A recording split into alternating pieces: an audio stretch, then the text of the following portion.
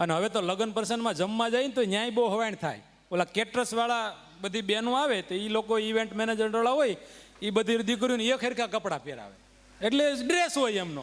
પણ આપણા ગામડાના વડીલો જે આવે ને ભાભલાવ, એ હવાણ થાય હો. શહેરમાં લગ્ન આવે અને એમાં તમે જોજો પાર્ટી પ્લોટના ગેટ ઉપર 2 દીકરીઓ હોય, પરી જેવા વ્હાઈટ કપડાં પહેર્યા હોય, એક હરખી, અને આમ આપણી પર ફૂલડા નાખે.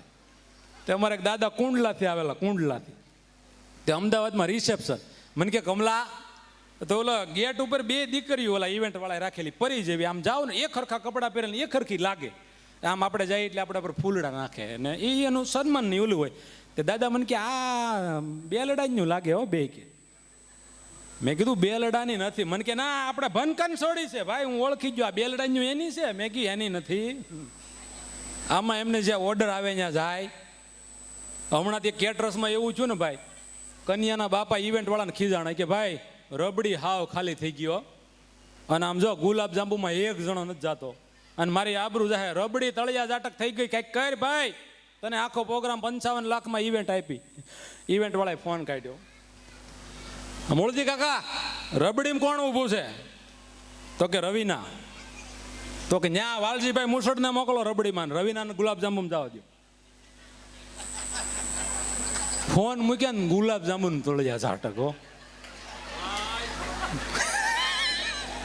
વડીલો કે ભાઈ ભાઈ રબડીનું કોઈ નામ ન હોય. ઓલો હોશિયાર ઇવેન્ટ વાળો હોય કે ન્યા તમે વ્યાજ આવી કે ગુલાબ, રબડીમાં તમે વ્યાજ આવી કે તળિયા ઝાટક થઈ ગયું કે. પણ મુંબઈ મારો પ્રોગ્રામ હતો ને તો એક નાના એક શેઠ હતા. તમે જોજો મુંબઈ વાળા ગુજરાતી બોલે, ગુજરાતી જુદી હોય, અને સુરતના સુરતી બોલે બહુ જુદી હોય. એટલે કીધું મારે સૌરાષ્ટ્ર પટેલ ભવન જવું હોય, હિડ્ડે હિડ્ડો જવા દે, નાકની દોડીએ હિડ્ડે હિડ્ડો, એ સુરતી છે. તે મુંબઈના શેઠને ત્યાં મારો પ્રોગ્રામ સ્નેહ મિલનનો, તો એ માયક લઈને મારું સન્માન કરવા આવ્યા. આપણે જોજો એ નાકમાંથી બોલતા હતા, અને શબ્દ જોજો એ રાઈટ બોલતા હતા, પણ અમુક જગ્યાએ ગોટે ચડી જાય. આપણે કમલેશભાઈ પ્રજાપતિનો ક્રિયાક્રમ રાખ્યો છે.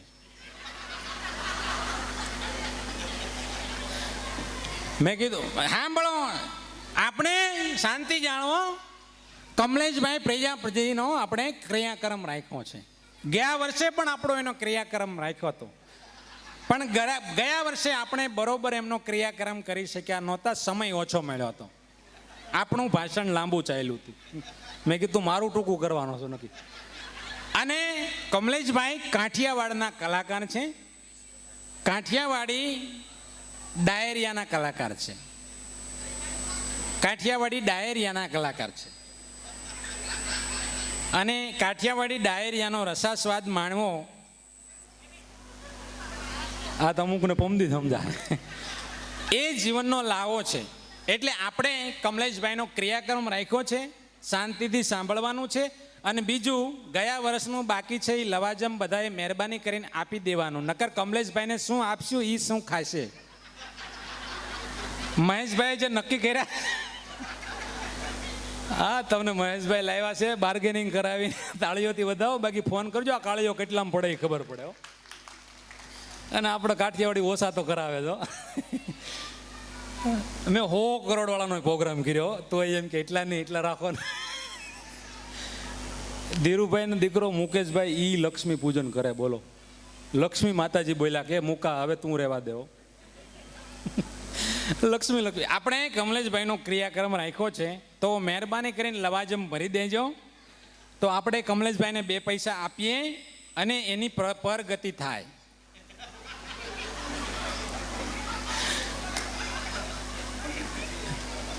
આવું પરગતિ થાય છે, બરોબર.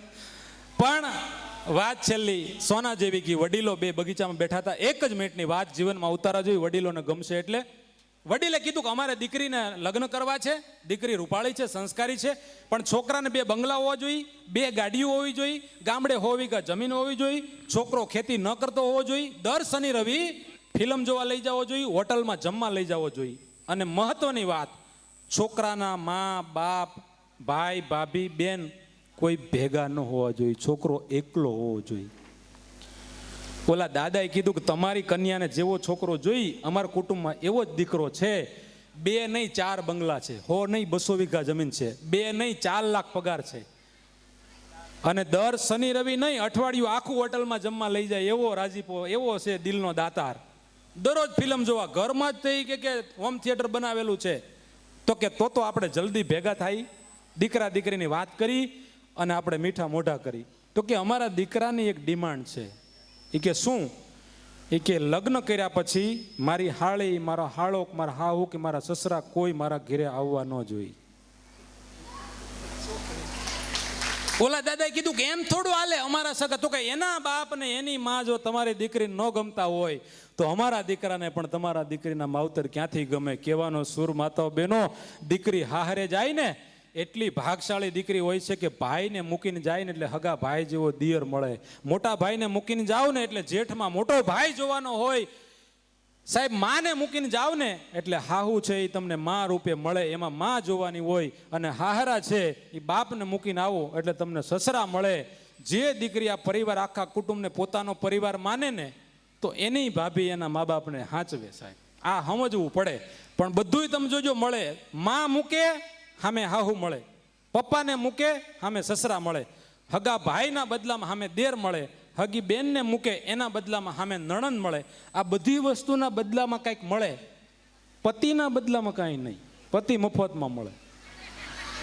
હવે મને કહો, મફતમાં મળે ની કાંઈ કિંમત હોય? વહેલા આવજો પાછા, મન ફાવે તે ધોડ્યા જ આવે તે. આપણી કાંઈ કિંમત ન હોય. એનું કારણ કે આપણે એમને હાવ મળ્યા છે. પણ પગને સતાવે એવી કોઈ પાયલ નથી, બે પંક્તિ રખવાથી કોઈ શાયર નથી. આ તો દુનિયામાં રહીને હસે છે લોકો, બાકી એવું દિલ બતાવો જે ઘાયલ નથી. સાહેબ, કાયમિકના માટે જીવનમાં હંપ રાખજો. એક વાત, સમય ઘણો થઈ ગયો, પ્રસંગ નથી કહેવાય એમ, પણ ટૂંકમાં કહી દઉં. જે દેશમાં લોખંડી પુરુષ વીર વલ્લભભાઈ પટેલ, સરદાર વલ્લભભાઈ જેવો, આ પ્રસંગ તમારા બધાને ગમે છે મને ખબર છે, પણ હવે સમય ઘણો થઈ ગયો. બહુ વાયરલ છે એ વાત મારી કે સરદાર પટેલ સાહેબ ન ભૂતો ન ભવિષ્યથી, Sardar Vallabhbhai Patel statue of unity વિશ્વમાં ન હોય એવું સૌથી મોટું સ્ટેચ્યુ કેવડિયામાં જે સરદાર વલ્લભભાઈ પટેલનું બન્યું. મને કહેવાનું મન થાય કે આવડી મોટી પ્રતિમા સરદાર વલ્લભભાઈ પટેલની કેમ બની ખબર? સરદાર વલ્લભભાઈ પટેલ જ્યારે દેશના ગૃહપ્રધાન હતા, નાયબ વડાપ્રધાન હતા, અને ત્યારે સરદાર વલ્લભભાઈના પટેલના દીકરા મણિબેન, દીકરી, અને મણિબેનના હાડલામાં ભાતે ભાતે થીગડા હતા. સાહેબ, કેવો વીરવર પુરુષ, લોખંડી પુરુષ સરદાર વલ્લભભાઈ પટેલ, ભાતે ભાતે થીગડા. અને મહાવીર ત્યાગી નામના વ્યક્તિ આવીને કીધું કે સરદાર, મણિબેન તમારી દીકરી છે ને આ દીકરીના હાડલામાં ભાતે ભાતે થીગડા. ત્યારે સરદાર વલ્લભભાઈ પટેલ એટલું બોલ્યા હતા કે ગરીબ બાપની દીકરી છે, અને ગરીબ બાપની દીકરીના હાડલામાં થીગડા ન હોય તો બીજું શું હોય? સાહેબ, દેશનો ગૃહપ્રધાન, નાયબ વડાપ્રધાન સરદાર વલ્લભભાઈ પટેલ હતા. ત્યારે સરદાર વલ્લભભાઈ પટેલના ચશ્મામાં એક બાજુ દાંડલો અને એક બાજુ દોરો બાંધેલો હતો. સાહેબ, આટલી એની ઈમાનદારીની ખુમારી. બીજું તમને કહો, અમદાવાદ આવો, શાહીબાગ સરદાર પટેલ સ્મારક ભવન છે અમદાવાદમાં, આવો તો દીકરા દીકરીને બતાવજો. થોડાક વર્ષો પહેલાની વાત કહું છું, ઓટો રિક્ષામાં એક માજી આવે અને રોજ સરદાર પટેલ ભવન સ્મારક જાય, ઓટો રિક્ષામાં બેહે. એક દી બન્યું એવું કે માજી હાલીને જતા હતા, રિક્ષાવાળો ઓળખી ગયો કે બા રિક્ષામાં બેસી જાઓ.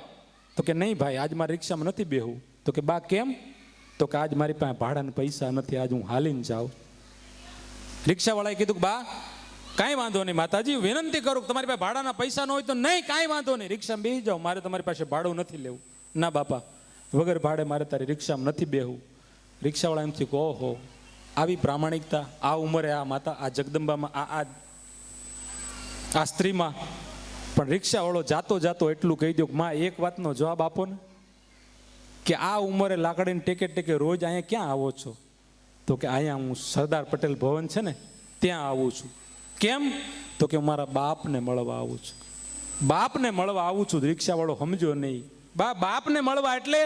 તો કે હું સરદાર વલ્લભભાઈ પટેલની દીકરી મણિબેન પોતે છું. સાહેબ, જેના બાપ દેશનો નાયબ વડાપ્રધાન હોય ને દીકરી પાસે રિક્ષા ભાડાના પૈસા ન હોય અને ઈમાનદારીથી ભાડા વગર કોઈની રિક્ષામાં ન બેહે, એના સ્ટેચ્યુ ઓફ લિબર્ટી દુનિયામાં આવડી મોટી પ્રતિમા બને છે. સાહેબ, બાકી 5 વર્ષ પ્રમુખ રહીને દીકરા ઓડિયું ફેરવે ને એના પૂતળા હળગાવવાના હોય, એની પ્રતિમા ન બનાવવાની હોય. સાહેબ, ન ભૂતો ન ભવિષ્યથી સરદાર વલ્લભભાઈ પટેલના જીવનમાં યાદ રાખવા જેવા સૂત્રો. સરદાર વલ્લભભાઈ પટેલને તમે માત્ર ને માત્ર એક લોક નેતા માન્યા છે. સરદાર સાહેબના જીવન ચરિત્ર પર મેં અનેક વાતો કરી છે. સરદાર સાહેબે દીકરીઓને પણ શિક્ષણ આપ્યું છે, સુવિચારો આપ્યા, દીકરાને કેમ જીવન જીવવું, કુટુંબમાં કેમ જીવવું, પરિવારમાં કેમ જીવવું, સમાજ સેવક કેવો હોય, ખેડૂત કેવો હોય. અરે ઘરમાં કલેશ થતો હોય ને તો એ કલેશ કેમ મટાડવો એ સરદાર વલ્લભભાઈ પટેલે શીખવાડ્યું છે. સાહેબ, અનેક ચરિત્રો, અનેક વાતો સરદાર વલ્લભભાઈ પટેલની મેં કરી છે, પણ અનેક સુવિચારોમાંના 3 સુવિચારો કાર્યક્રમના અંતે તમને કહેતો જાઉં છું. સરદાર વલ્લભભાઈ પટેલે આ દેશના યુવાનોને કીધું કે સાચું કહેવાની હિંમત રાખો, ગમે ને જાઓ સાચું બોલો. સાહેબ, આપણે ક્યાં કોકના હાય જીવવું, સાચું કહી દેવાનું કોઈ પણ જગ્યાએ. ન ગમે તો મુબારક, સાચું કહેવાની હિંમત રાખો, કાળજુ સિંહનું રાખો, અને ત્રીજી વાત, ઘરની વાતને ઘરમાં રાખો, ઘરની વાતને ઘરમાં રાખો. સાહેબ, આ સરદાર વલ્લભભાઈ પટેલના અનેક જીવનના એવા સૂત્રો. અંતે મને યાદ આવ્યું, આ વીરવર પુરુષને હમણાં 31 ઓક્ટોબર સરદાર પટેલ સાહેબની જન્મ જયંતિ આવે છે. 3 મહિનાની વાર છે. સ્ટેચ્યુ ઓફ યુનિટી ઘણી વાર હું સરદાર સાહેબને વંદન કરવા જાઉં છું. ત્યાં એક બેન ગાઈડ હતા, કલાકાર તરીકે અમને સરું બધું બતાવતા હતા. કલાકાર છે એ તો બધા માનપાન આપે.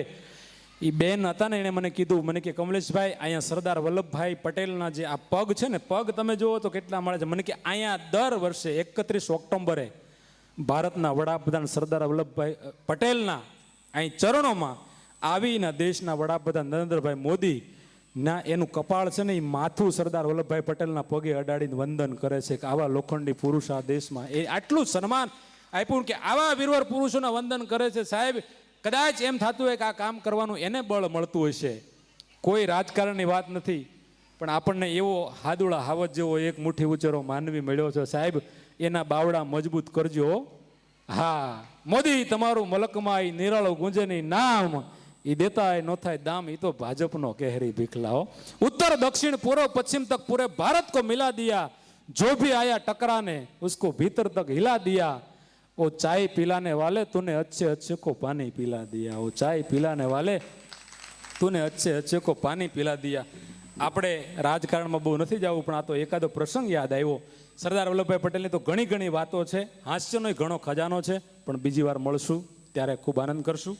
સમય, મને જે સમય મળ્યો તો એમાં આપણે આનંદ કરાવ્યો. કદાચ કાંઈ બોલવામાં ક્ષતિ થઈ હોય તો વિશાળ દિલે ક્ષમા કરજો. કમલેશ પ્રજાપતિ હાસ્ય કલાકારના આપ સૌના ચરણોમાં વંદન, અને ખૂબ ખૂબ આપનો આભાર કે આપે મને સાંભળ્યો. ધન્યવાદ. જય હિન્દ, જય ભારત, જય સરેલિયા દાદા, જય માં ખોડિયાર.